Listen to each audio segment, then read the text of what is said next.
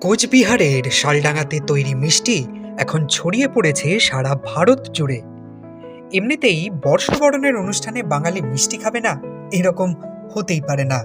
তাই এমনিতেই এই সময়টা ব্যস্ততা থাকে মিষ্টি ব্যবসায়ীদের। কিন্তু এবারে তার সঙ্গে যোগ হয়েছে উত্তর পূর্ব ভারত থেকে আসা মিষ্টির অর্ডার। অসম থেকে মেঘালয়, এখন সর্বত্র জয় জয়কার কোচবিহারের মিষ্টির। নানা রকমের মিষ্টি তৈরি হচ্ছে কোচবিহারের শালডাঙাতে। নববর্ষের আগেই এখানে তৈরি লাড্ডু, চমচম, রসগোল্লা সহ এরকম বহু মিষ্টি। মিষ্টির মান ভালো হওয়াতে ক্রমাগত বাড়ছে অর্ডার।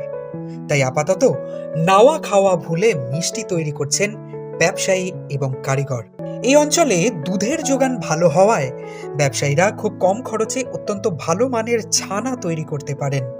ফলত এই ছানা থেকে তৈরি হওয়া মিষ্টির মান হয় অত্যন্ত ভালো। তাই এখন সমগ্র উত্তরবঙ্গ ছাড়িয়ে শালডাঙা মিষ্টির খ্যাতি ছড়িয়ে পড়েছে সারা ভারত জুড়ে।